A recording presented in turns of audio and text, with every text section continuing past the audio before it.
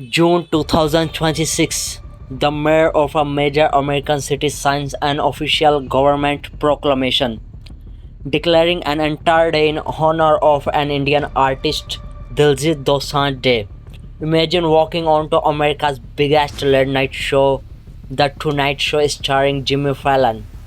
You speak zero English. You do not conform to Western late night norms. Yet, you leave the host and the entire studio completely speechless.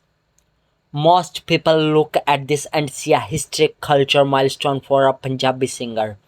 But if you look closer, through the lens of hardcore capitalism and consumer psychology, this was not just a performance. It was a multi-million-dollar masterclass in global branding.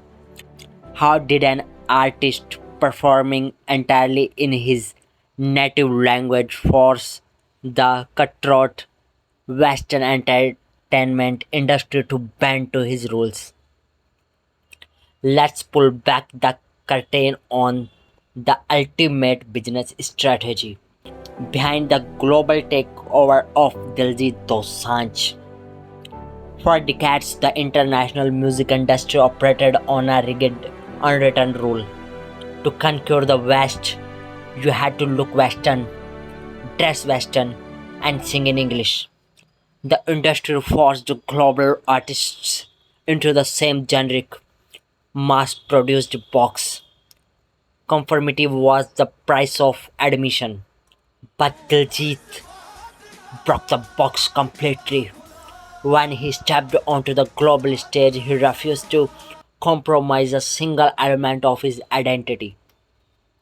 He wore his traditional Punjabi turban, spoke his native language, and performed pure Punjabi music.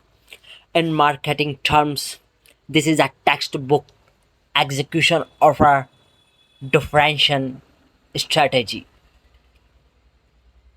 In a heavily saturated, hyper-competitive market, your greatest assets is not how well you fit in, it's how drastically you stand out. In business psychology, when you stop competing on everyone else's terms, you build what is known as a uniqueness moat.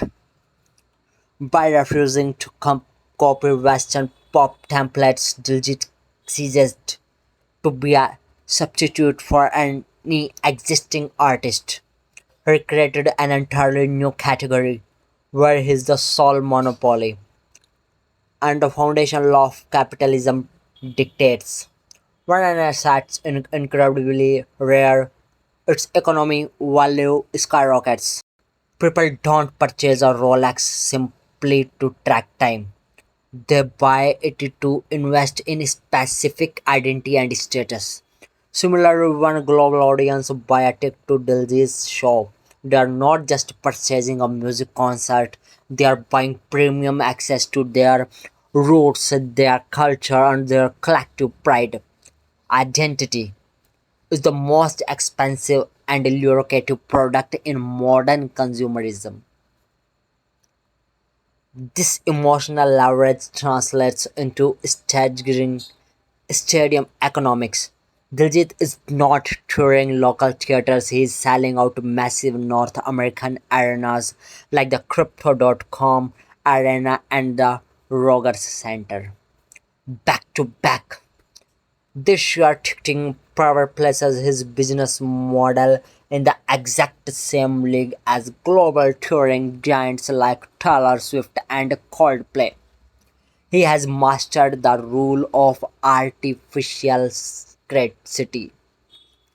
When demand vastly outstrips supply, ticket prices surge exponentially. This explains why American politicians and city mayors are rushing to shake his hand and declare official holidays in his name. They are not just being polite, they are tracking the money. A sold out stadium tour injects millions of dollars into local hospitality, hotels, and tourism. In capitalism, power and political power always follow where the attention and capital flow. The unprecedented rise of Diljit Dosanjh is a definitive case study for the future of global brands. It proves that the economic and cultural centers of gravity are shifting. True branding is not about altering who you are to please a market. It's about anchoring yourself so deeply in your authenticity that the market is forced to come to you. In business and in life, the lesson is clear. Do not join the crowd. Build a moat so deep that you become irreplaceable. If you want to master the hidden strategies behind the world's most powerful brands, hit that subscribe button right now. We break down the world's most fascinating business cases every single week. Thank you for watching, and we will see you in the next case study.